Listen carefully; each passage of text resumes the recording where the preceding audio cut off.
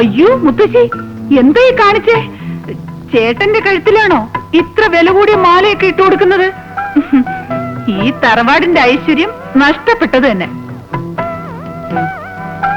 അതെന്താ മോളെ നീ അങ്ങനെ പറഞ്ഞേ?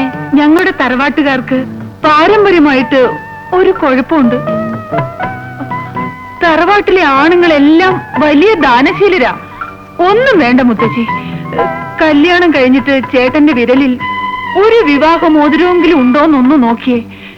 എത്ര മോതിരം കിടന്ന കയ്യായത്. ആരെങ്കിലും വന്ന് വല്ല ബുദ്ധിമുട്ടോ സങ്കടമോ പറഞ്ഞ ഉടനെ അങ്ങ് ഊരിക്കൊടുക്കും. ശിവ എന്താ വിശ്വ കേക്കണത്? ഞങ്ങളുടെ കുടുംബ സ്വത്ത ഈ മാല, അത് അന്യാധീനപ്പെടുത്താൻ ഞാൻ സമ്മതിക്കില്ല.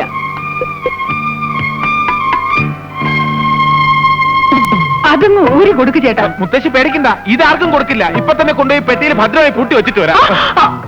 അതൊക്കെ ചേട്ടൻ ഇപ്പൊ പറയും. പെട്ടിക്കകത്തു നിന്ന് ഓരോന്നെടുത്ത് എത്ര ആൾക്കാർക്ക് കൊടുത്തിട്ടുണ്ടെന്നോ?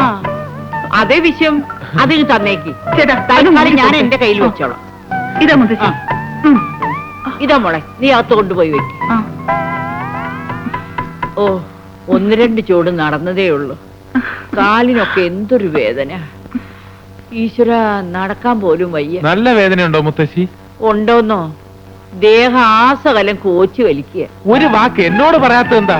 മുത്തശ്ശിക്ക് അറിയോ, ഞങ്ങളുടെ കുടുംബത്തിലെ പെൺകുട്ടികൾക്ക് പരമ്പരാഗതമായി കിട്ടിയ ഒരു കഴിവുണ്ട്. അവരുടെ കൈകൊണ്ടൊന്ന് തൊട്ടാ മതി, ഏത് വേദനയും പമ്പ കിടക്കും. പ്രത്യേകിച്ചും ഈ തലമുറയിൽ എവളുടെ കൈപ്പുണ്യൊന്നും വേറെ തന്നെയാ. തടവി കൊടുക്കൂലേ? വേണ്ട കുട്ടി ഇതൊന്നും ചെയ്യണ്ട. അതൊക്കെ ഞാൻ ഗുരുക്കളെ കൊണ്ട് ചെയ്യിച്ചു. അയ്യോ, അതിന്റെ ആവശ്യം എന്താ? നമ്മുടെ മുത്തശ്ശിയെ പോലെയല്ലേ ഈ മുത്തശ്ശിയും. തടവി കൊടുക്ക. എവളുടെ ഒരു സ്പെഷ്യൽ സ്റ്റൈലുണ്ട്, അതൊന്ന് കാണണം. വീണയിൽ ഇങ്ങനെ വിരലോടിക്കുന്ന പോലെ ഇരിക്കും. കണ്ടോ? ആത്മാർത്ഥ കണ്ടോ? ഓ,